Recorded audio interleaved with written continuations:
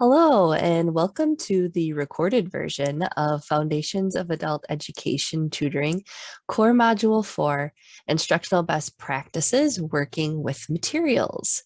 My name is Megan Boyle, and I'm the Tutor Training Coordinator at Literacy Minnesota. I'm so glad that you can complete this training by video. And as you watch, please have your reflection sheet and slides nearby.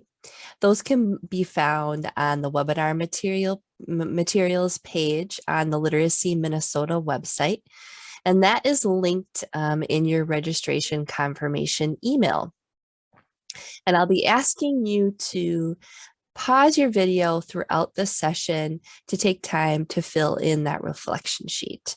So be prepared for that.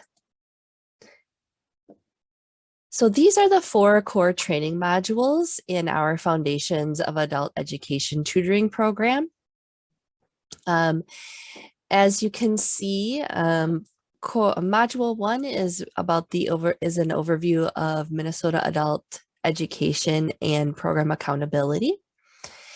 2 is about understanding adult learners. 3 and 4 are instructional best practices, where we talk about working with students in Core 3, and in this session, working with materials. And these 4 modules total 8 hours. But if you are a volunteer in Minnesota who is leading a class on your own or in partnership with other volunteers, you're required to do these 4 modules plus 2 additional targeted trainings of 2 hours each, totaling 12 hours of training. So programs get reimbursed at the same rate for volunteer contact hours as they do for staff teachers contact hours. So the state of Minnesota expects volunteers to be well trained. So that's why all of these are required of volunteers who are leading classes in the state.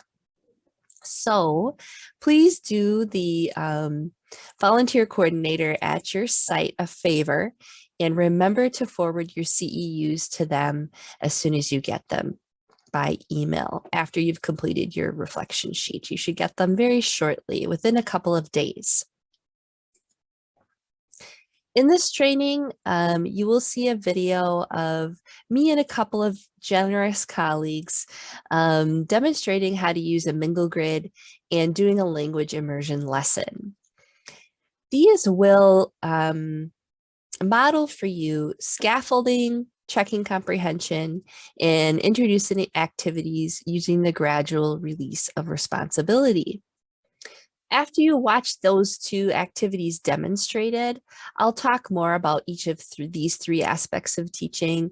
I will define them, talk about why they're important, and we'll use these 2 demonstrated activities as well as others to get a concrete idea of what each of these looks like in teaching. So at this point, please pause your video and find the warm-up questions on your reflection sheet and take a little minute or 2 to answer those.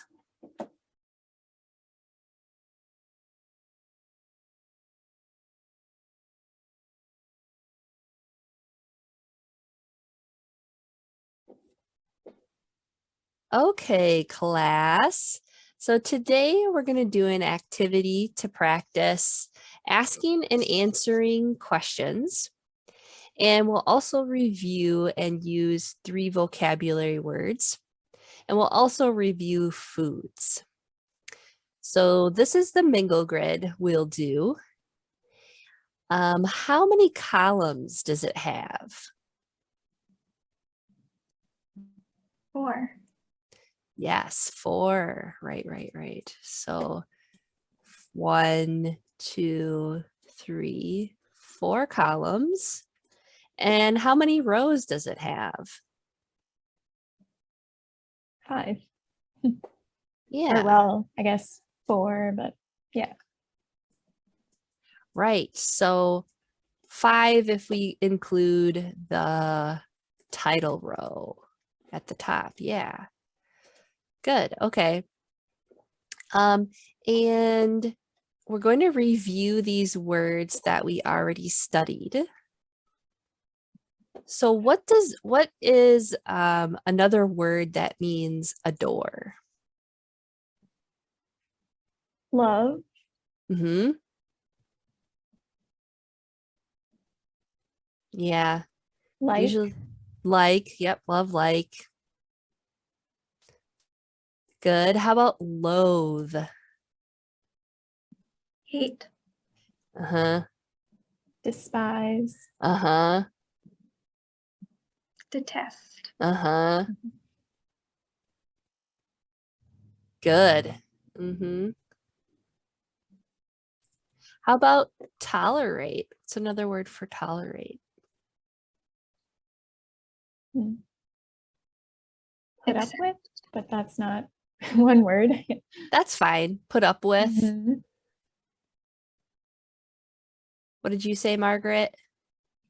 accept, Mm-hmm. Yes. Good. It's so. Okay, good. I'll show you how to do the mingle grid. And as I do it, begin to think about a food that you adore and that you loathe and that you tolerate. So, okay. So name, what's my name? Well, my name is Megan.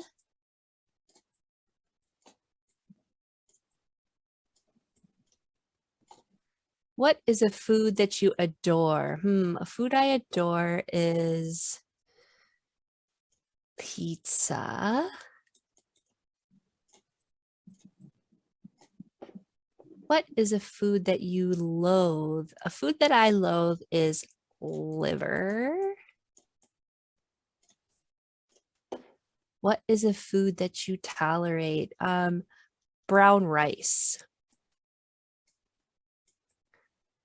I'll eat it. I know it's good for me, but I would rather eat white rice, to be honest.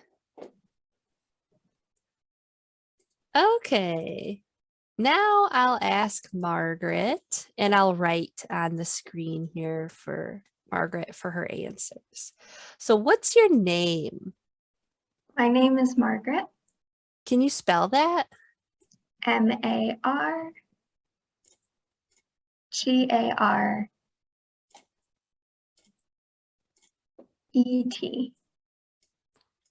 Okay. And what is a food that you adore? Apples. Hmm. What kind of apples? I like most apples. I like tart ones, but I also like sweet ones, just as long as they're not mushy. Mm-hmm. I agree. What is a food that you loathe? Cantaloupe. Okay. Can you spell that? Cantaloupe.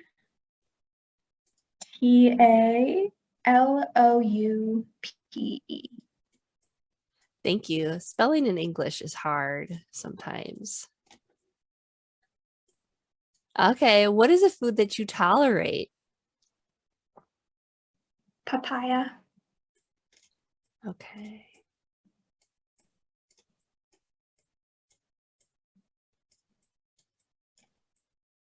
All right.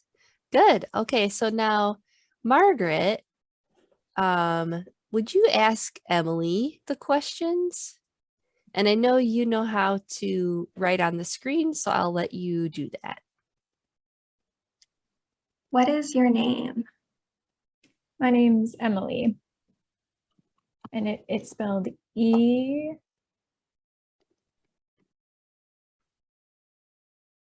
Okay. M. Well, I'm not seeing it show up. You won't Em- see it until I finish. Oh, Okay. Oh, okay.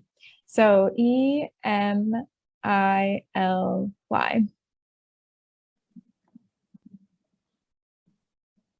What is a food that you adore? Sushi. What is a food that you loathe? I had just thought of it and now it left. What was the thing I was, oh, pudding. I really don't like pudding, the texture. What is a food that you tolerate? Hot dogs.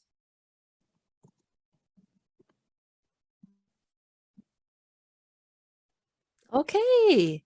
Thank you both so much for doing the Mingle Grid with me.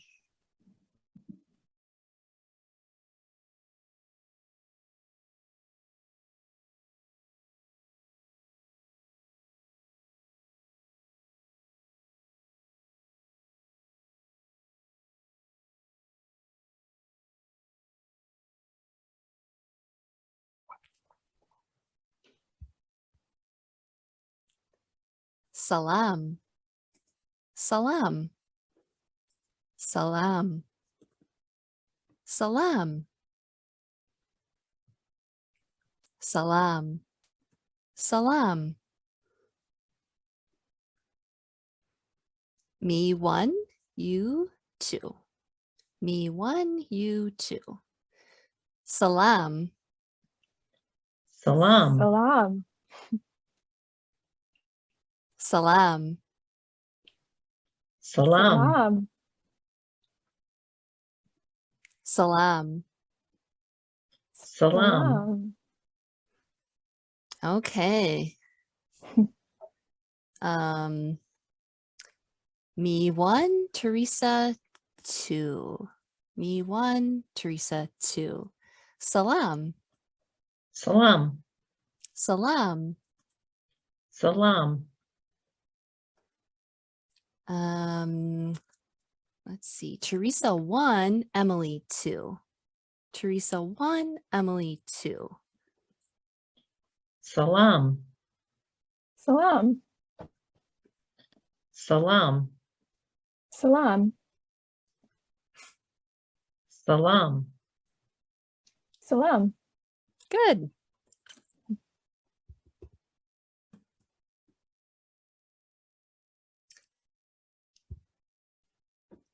Salam. Salam. Man Megan has tam. Man Rob has tam.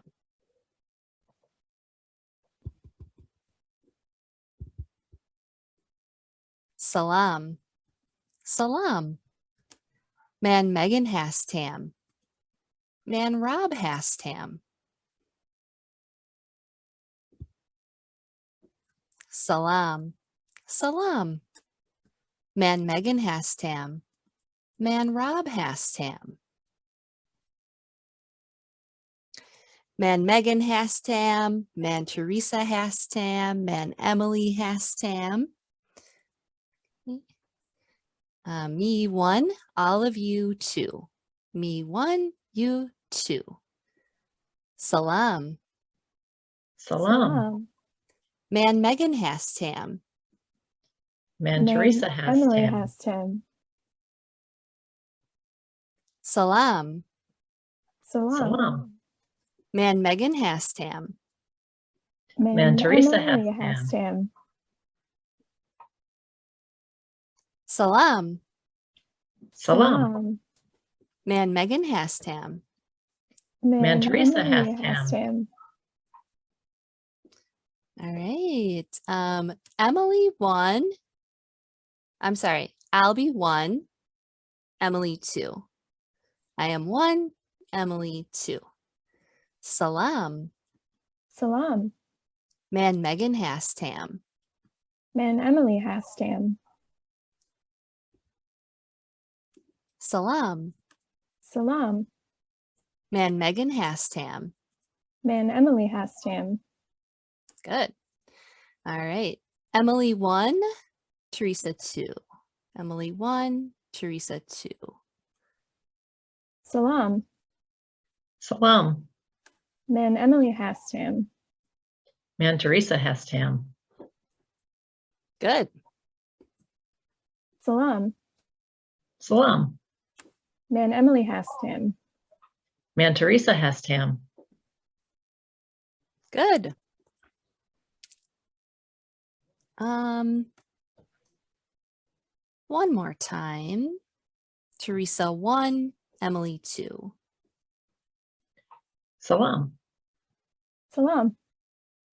Man Teresa has Tam. Man Emily has Tam. Good. Okay. Salam. Salam. Man Megan has Tam. Man Rob has Tam. Hashvaktam. Hashvaktam. Salam. Salam.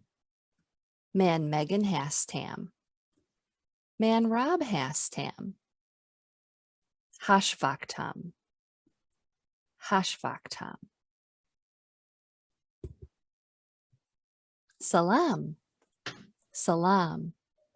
Man Megan has Tam. Man Rob has Tam. Hashvaktam. Hashvaktam. Salam. Salam. Man Megan has Tam. Man Rob has Tam. Hashvaktam. Hashvaktam.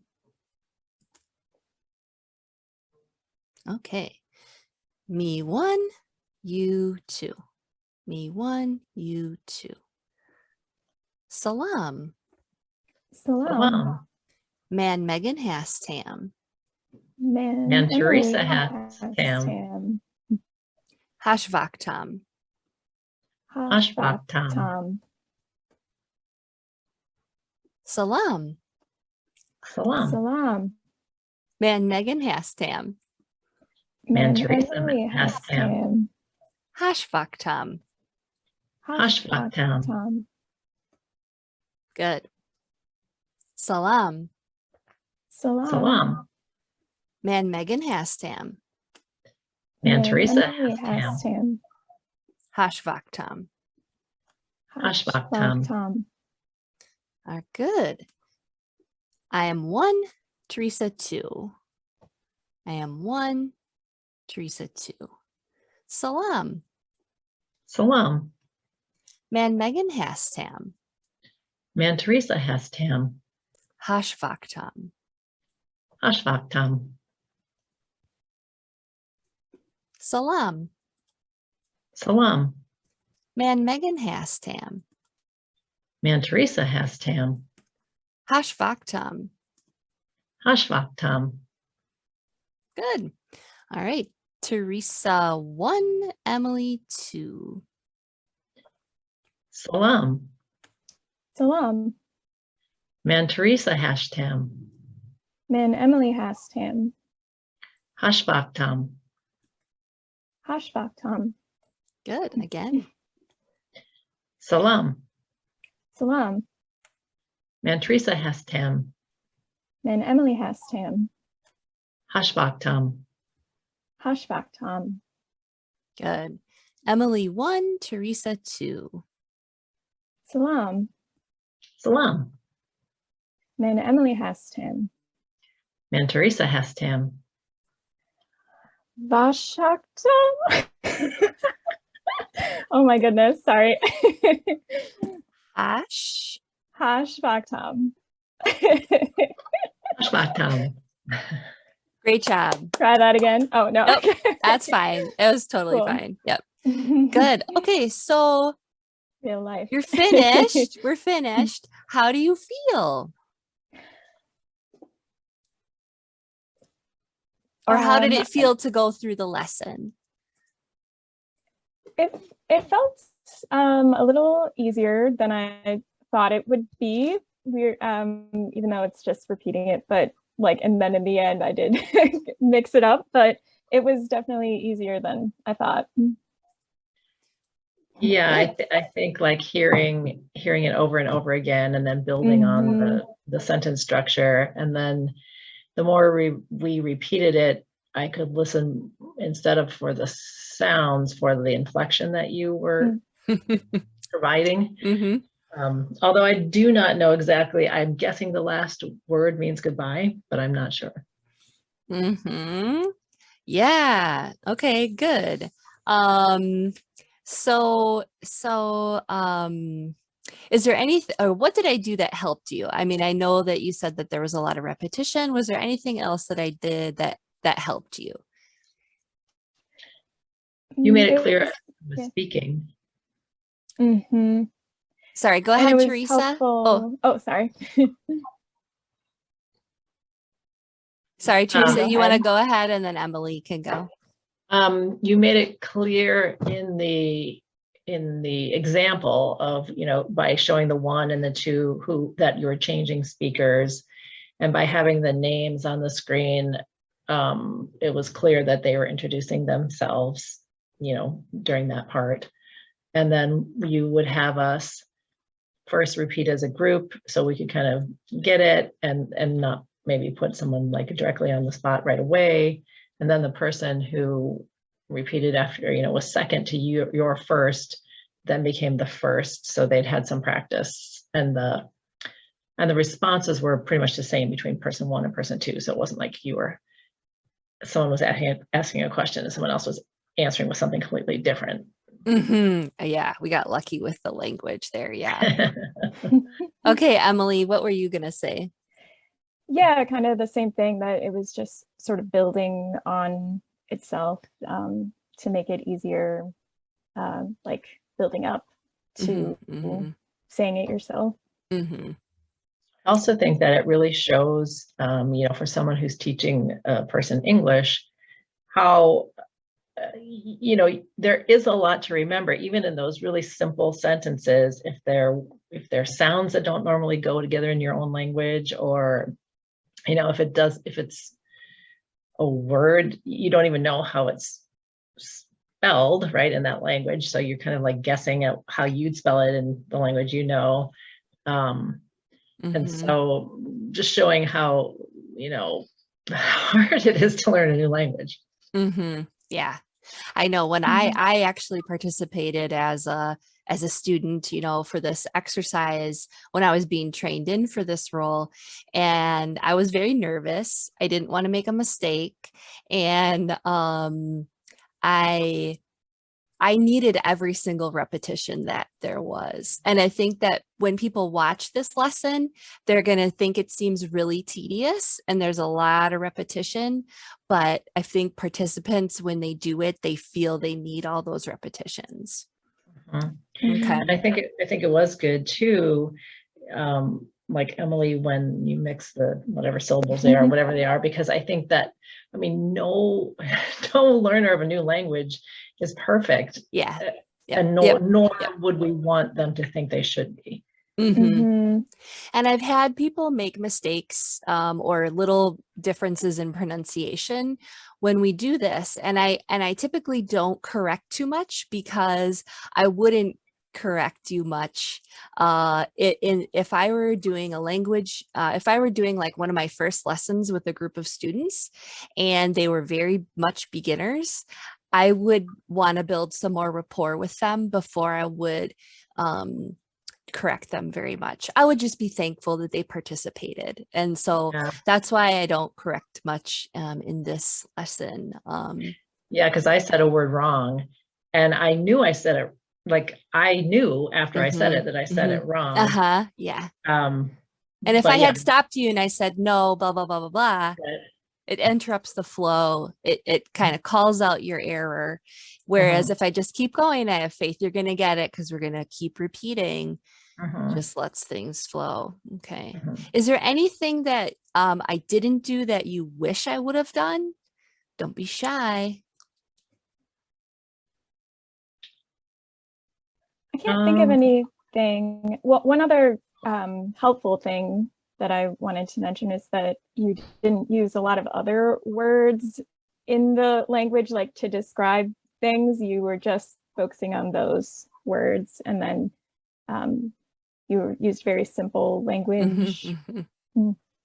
Yeah. So and right. So I'm using like 1 and 2 and sometimes good Mhm. job and great and thumbs up. And those are all things that maybe learners wouldn't understand if, but Mhm. it just comes out of me. And yes, but I try to limit that as much as I can. Yes. Mhm. I think it would be interesting to put at the end of it someone waving and then the word for goodbye. Uh-huh. Yeah. Like some maybe more complete images could be more helpful. Yeah. Mm, What yeah. about the text? What if you had the text? Would that have helped you? For me, I think no, because I Hmm. was thinking of it in how I would say it in English. Like if I wrote it in English, the letters I'd use in English. Mm-hmm. So that helped me remember how to say it. Whereas if I saw the actual like spelling of it, I might get confused Mm-hmm. translating it sort of in my head. Mm-hmm. Okay. How about you, Yeah. Emily? Yeah, I think so, because I think it would just kind of add an extra layer of something like to have to think about. And then Okay. you Well, would, you are yeah. thinking like beginning language learners, and a lot of people do. Well, I know that when I did this, I was writing it down phonetically because Yep. just to have that script for me and to have something to like latch onto that wasn't going to fly away. Like language just or spoken language just goes away and it's gone. But if I can write it down, I have something I can grab onto. And so I wrote it down phonetically, but sometimes participants in this activity say, well, I wish you would have given us the text. And so Mhm. then we say, well, here's the text, and No, so how much would that have helped you? And, zero. and, you know, if learners aren't literate in their first language, this adds a whole layer of complexity to give people text. And Mhm. that's why we encourage to always begin just with speech, especially at very beginning levels, and then bring the print in later. Mhm. So, I also wrote it down phonetically. oh, you did. I was trying to watch to see if you were writing, but it didn't look like you were. Okay, Yep. Mhm. good. Okay. And the language is Farsi, by the way. So, Hmm. Oh,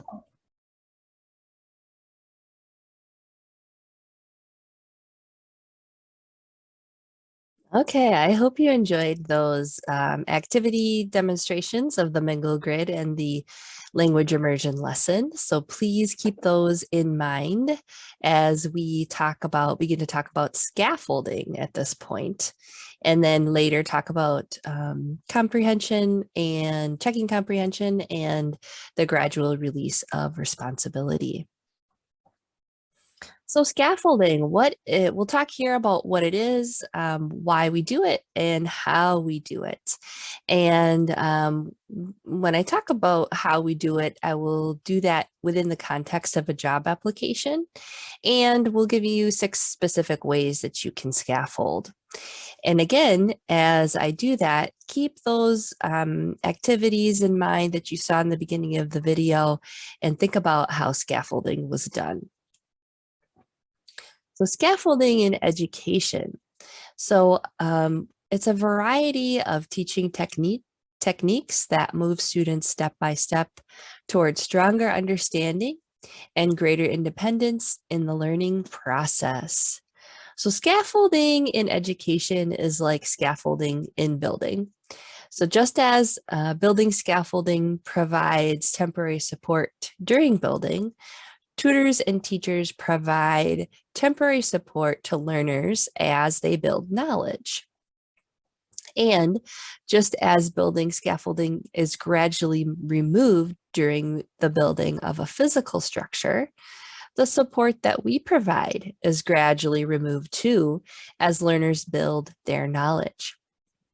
So when teachers scaffold instruction, they break it into small skill parts and then give students the assistance they need to learn each part. So for example, for students to understand a text, teachers might first engage them in discussion on the topic, pre-teach some vocabulary, and model the reading of the text before finally asking the learners to read it and to answer comprehension questions on their own. We'll see more examples of scaffolding and think about and reflect on more from the language immersion and Mingle Grid as well. But first, we'll talk a little bit more about scaffolding, what it provides, and why it's important. So it provides clear direction and expectations. So when teachers scaffold well, they provide clear instructions and expectations so that learners know what to do. This cuts down on confusion and allows learners to focus on the skill that they're trying to learn.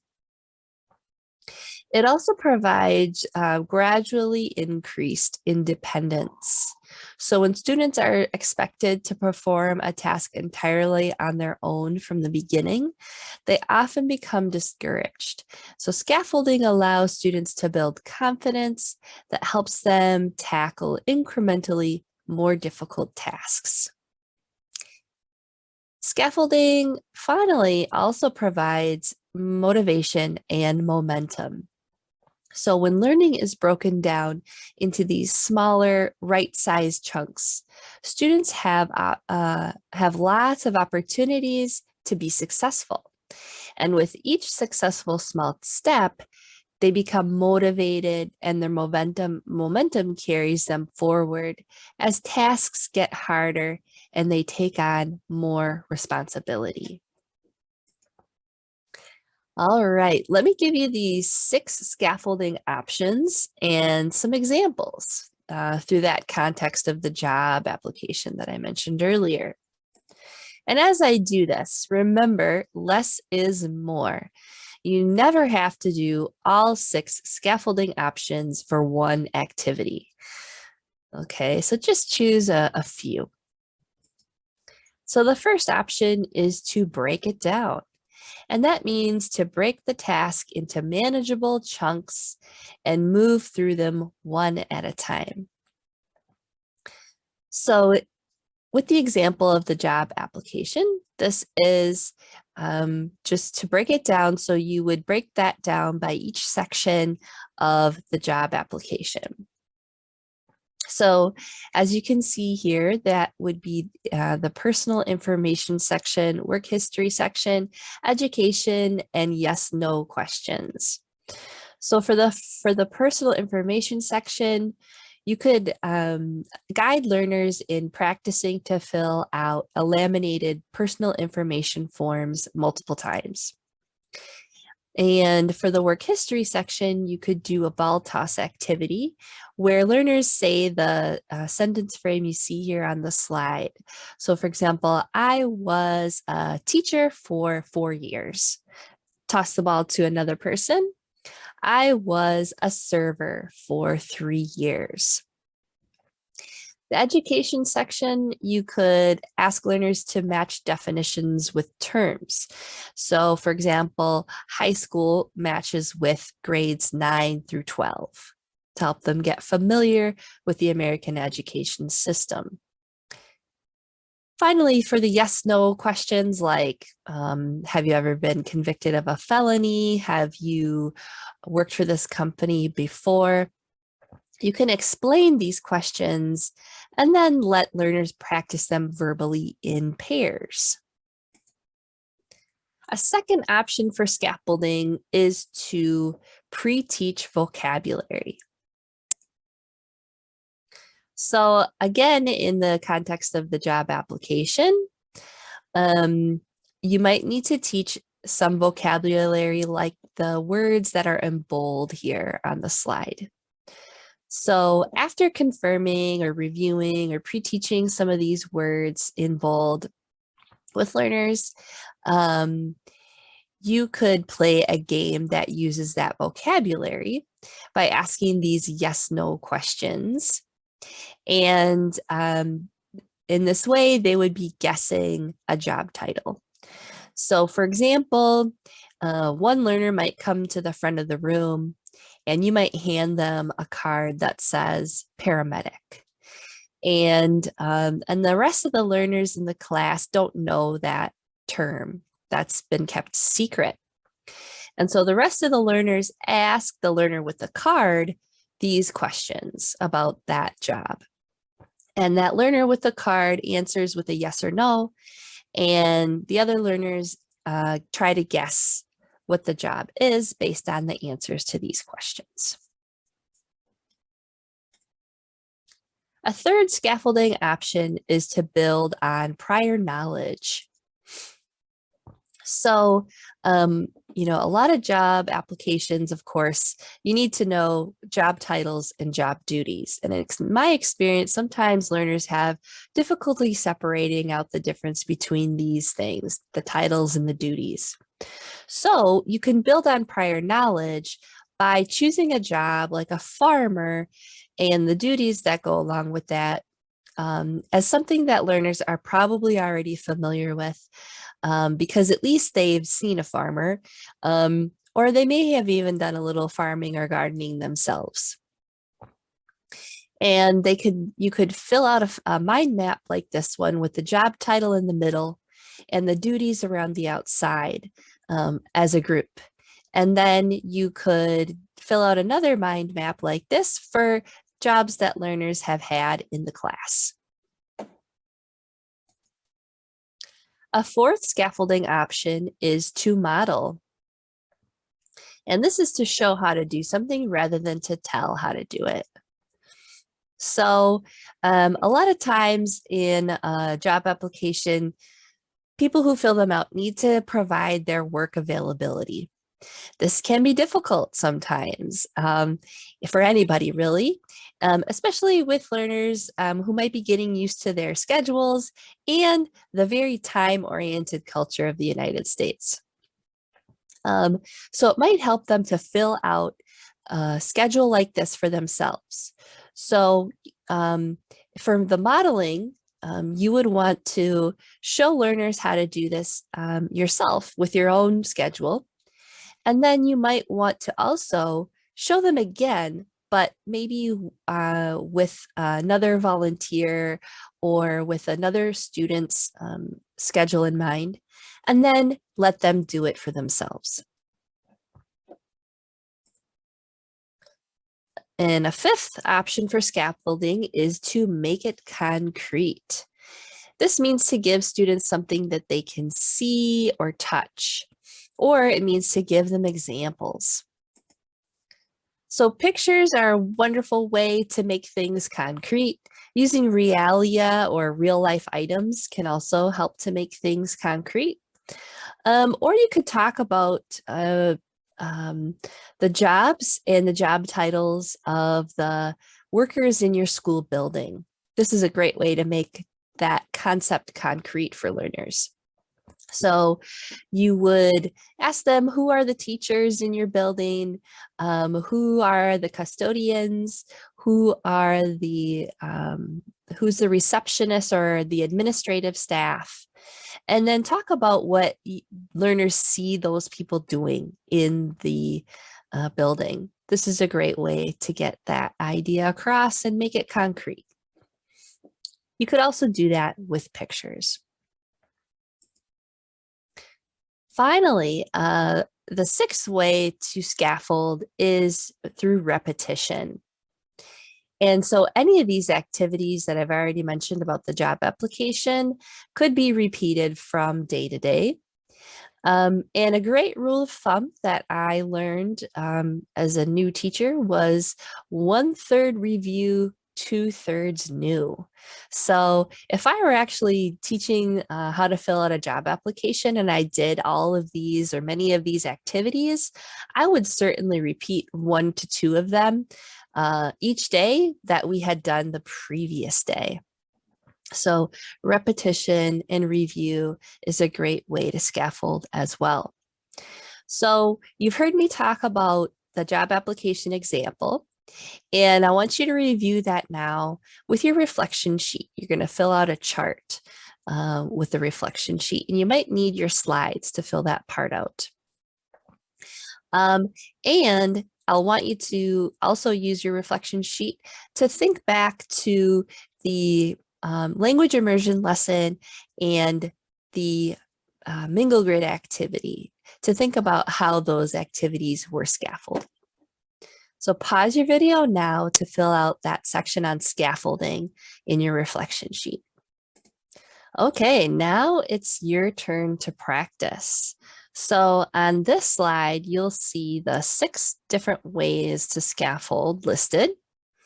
And then on the following 2 slides, which you can see here in the video or with the copy of the slides that you have, 2 different activities that you can read and think about how you would scaffold those. So the first one is a writing task to write a thank you email after a job interview.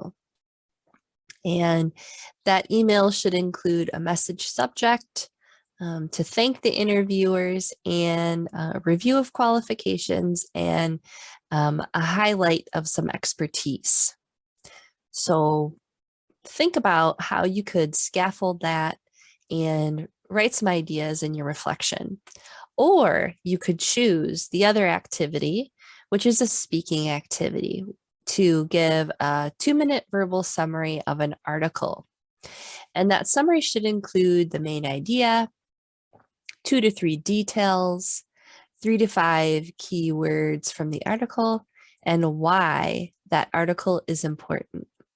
So how could you make this fairly difficult task much easier for learners by scaffolding it in a similar way that we did with the job application? So pause your video now and refer back to the slides that you have nearby if you need to. As we continue to think about how to work with materials, and you've just had a chance to practice scaffolding, we're now going to turn to checking comprehension. And I'll talk about what it is, why we do it, and how we do it, and you'll get a chance to practice it as well. So what is a comprehension check? It's when a tutor or a teacher pauses instruction to ask questions or have learners demonstrate understanding. They can be planned or spontaneous. These checks are used to ensure students understand a concept or unit before the teacher moves forward with the next step or lesson. Why should we do this? Well, this is a potentially common conversation that you might hear in an adult education classroom. A teacher or tutor might ask, "Do you understand?" And learner will say, "Yes, I understand." And there's several reasons why a learner might say, "Yes, I understand." They might not actually understand, but they don't want to seem stupid, or they don't want to disappoint the teacher, or they don't want to suggest that the teacher has not taught well. And they might also believe that they do understand when they actually don't. So I'd like to share an example of this and give you another reason why it's important to not ask just, "Do you understand?" I have a colleague who was helping to prepare a learner for a job interview. And so she briefly talked about, the idea of strengths and weaknesses with this learner. And then this learner went off to the interview and he came back to class. And so she asked how it went and what questions the interviewer asked. And he said that when they asked about his strengths, he talked about how often he lifts weights and that he can lift up to 50 pounds. So she could see that he really hadn't understood what was meant by strengths in the context of a job interview. So how can we avoid this? How can we more effectively check for comprehension? Well, we want to avoid those general questions like, Do you understand? Any questions? Does that make sense? And ask specific questions that will actually tell you whether or not the learner understands. So going back to this example of the idea of strengths in a job interview context, some good questions are, what are some of your strengths? What does strengths mean? Or I'm not good at spelling. Is that a strength? When you're thinking about creating these comprehension questions, here's some types of questions that you can use. So some true, false, WH, fill in the blank. You can ask them to give an example. You can ask them to define a term, or you can do written with multiple choice. So I want to give you a chance to practice this, and I'll model it a little bit for you before I ask you to do it on your own. So you're going to practice this, and you're going to choose one of 3 following activities. So there's a beginning literacy level text, which is a food ad from Aldi. There's a beginning English example about community signs, and then a GED science text with a screw as a machine. You simply need to write at least 5 questions that show learners' comprehension of that text. So again, you choose only one of these. And in the slides that you hopefully you have easy access to by now, you'll see this slide again that gives you the different types of questions. And the following 3 slides gives you the 3 different activities that you can choose from. So let me show you what I mean. So a good comprehension question for this text might be true or false. Beef is $2.29 per pound. Of course, that would be false because it's $1.99. Another example, maybe a WH question, might be, what does this sign mean? The sign with a letter H.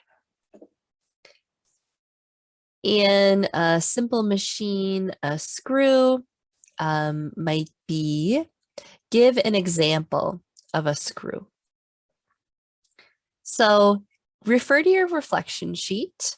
You have a few questions now from this section of the video to answer some questions on, including this practice activity. So pause your video now to take some time to answer those questions. All right, next we're just going to look at a few ways to check everyone's comprehension. So if you are working with a class or a group of learners, you may have had, or perhaps you've had a situation where 1 or 2 learners is answering all your questions. So here's a few ways that you can check everybody's comprehension. The first is with mini whiteboards. I loved using these when I was teaching literacy level English, but I have seen them used at advanced level, and you can certainly use them in GED or math. You'll want to ask a true or false or yes, no question, or a question that requires a short answer. And you let learners write their answer on the dry erase board, and then they hold it up. And hopefully your classroom is set up in such a way that learners can't copy from each other, or maybe not even look at each other's answers.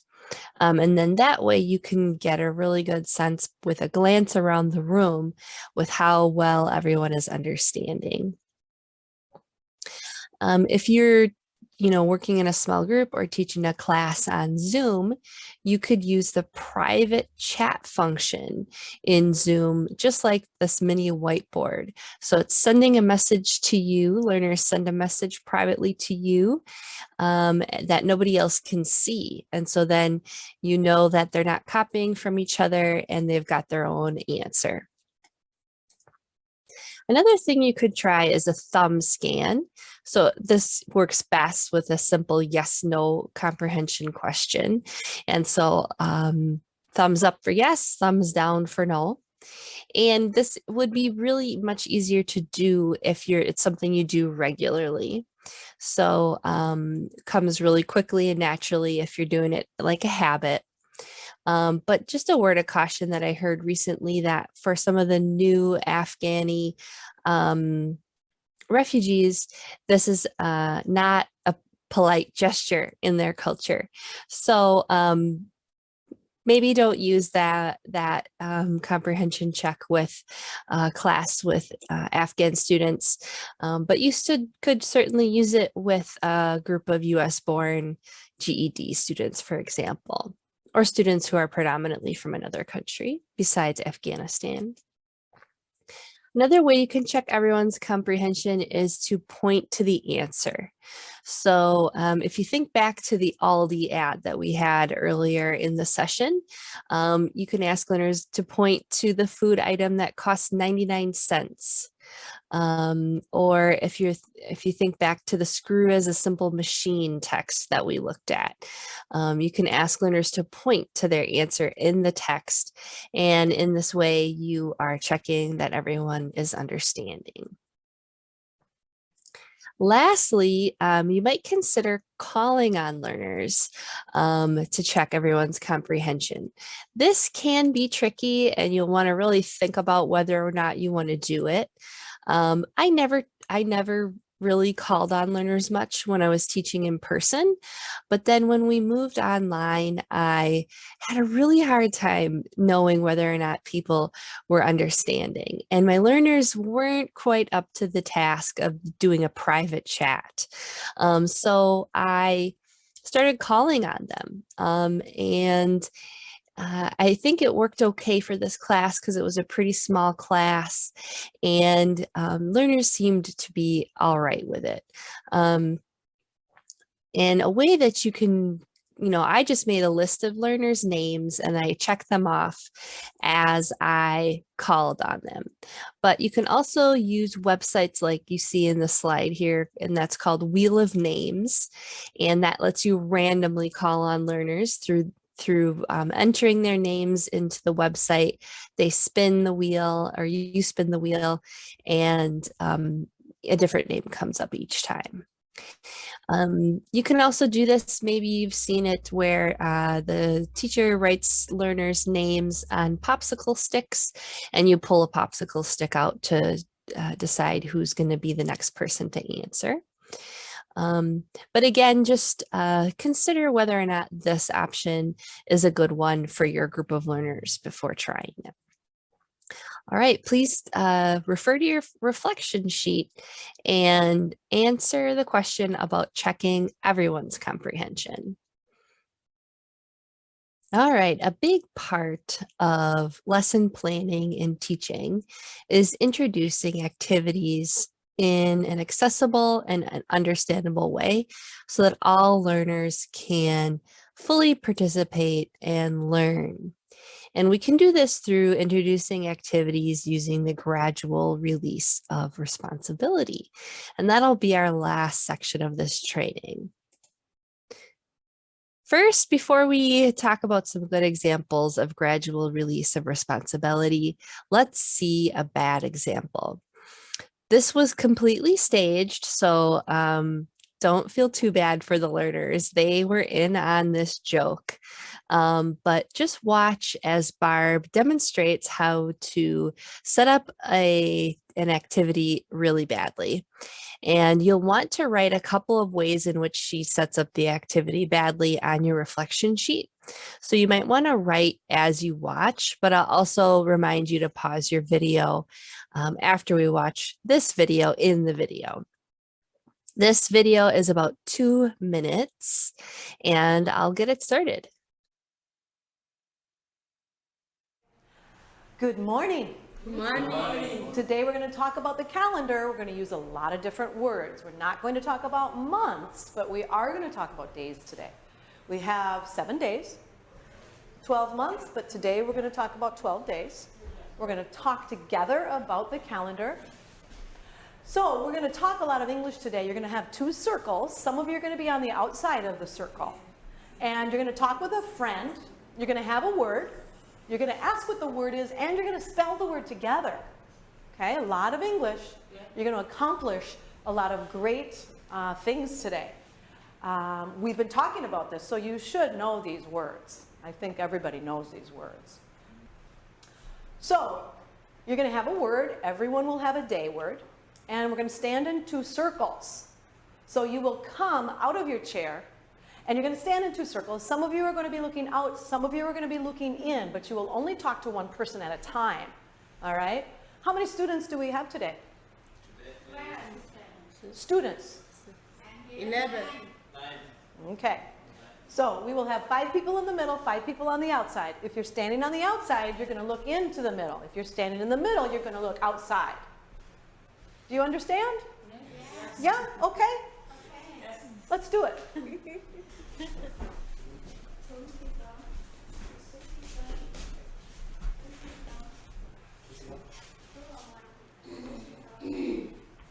Yep, so I said you're going to be in 2 circles. Some of you in the middle are going to be looking out, and the ones on the outside are going to be looking in. So I need 2 of them.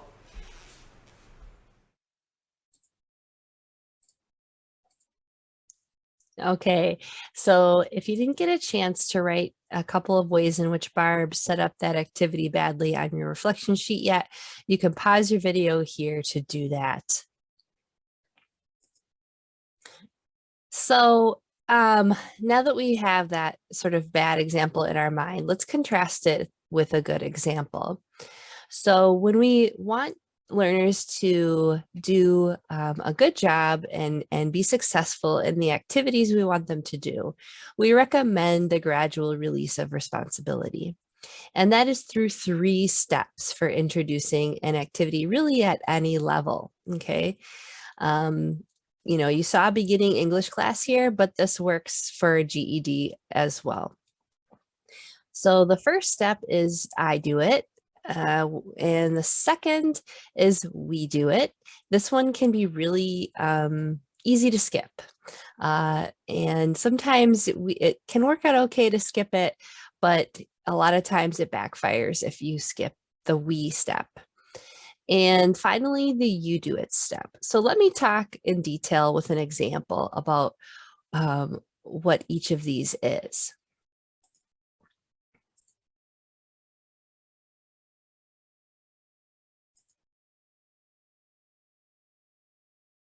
So Barb is normally a master of I do, we do, you do. And what she would normally do in the first step, the I do step, she would explain some vocabulary and demonstrate the activity by herself. And then in the we do step, she would demonstrate with a learner, and a learner, you know, might make some mistakes, and everybody else in the class would be watching this and will certainly let teacher Barb or the learner know that they've made a mistake. So this is a great way to catch errors that students will make and talk about them before they're set off and running to do the activity on their own. So the last step is the we do step. The you do step. And that's where learners do the activity completely on their own, as you see in this picture. So let's go back to that mingle grid that you might remember from the beginning of this session and recall what the I do step was. Maybe you remember that it was where I filled in this grid, the first row, by myself, but it also included the step where I explained the layout of the Mingle grid and reviewed the vocabulary with students first. And then the we do step of the Mingle grid was where I did the grid with one learner. So I asked her the questions and I filled in the grid. And then finally, the third step, the you do step, was where I didn't say a word and two learners asked and answered these questions. We had another example of I, we, you when we did when you saw the video of the language immersion lesson. In the I step there, I spoke both roles for each speaker. And that was for each line of the conversation. And then for the we step, I spoke one role and the rest of the class spoke the other role. An additional we step was where I said one role and one learner said one role. Finally, the you step was where one learner was doing one role and another learner was doing the other role, and I wasn't saying anything. So let's do one final example together for I, we, you for playing bingo. So in vocabulary bingo, it's very similar to regular bingo, but instead of having numbers in the card, you have vocabulary. And so when you pick out the little pieces of paper out of the box or the container, and you'll pull out words like clerk, for example, and then learners or participants put a bingo piece or a chip on top of that word, and they're trying to get 1, 2, 3, 4, 5 in a row diagonally or up and down or side to side. So if learners had never played this game before, which many have never played until they come to the United States, how could we make sure they could do this successfully? So for the I step, you can kind of think along with me as I do this, but what would that I step be for bingo? Well, just like in the previous two examples, it's where the teacher or tutor does both roles. So that would be where the tutor or teacher calls and fills in the card, okay? And then the we step would be, just think about that for a moment. What would the we step be for setting up playing bingo? So here you might have a learner come up to the front of the room. And if you've got, or if you're in a small group, you might have one learner fill in the card as you call the vocabulary words.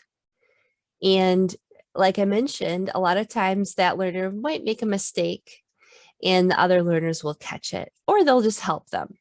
Okay, so this might be the we step for this activity would be tutor or teacher calls and one learner fills in the card as others watch, help, or correct. And then finally, what would that that you step be? That would be where you would play bingo as normal. So the tutor or teacher calls and all learners fill in the card, fill in their cards. Now you could also do this where a learner could be being a caller.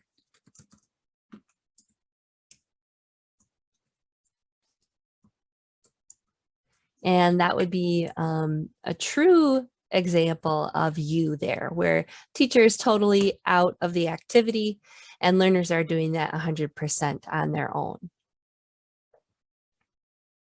All right, so the last thing that I'll ask you to do is choose between this activity, which is a spelling activity, and this one, which is about email forwarding.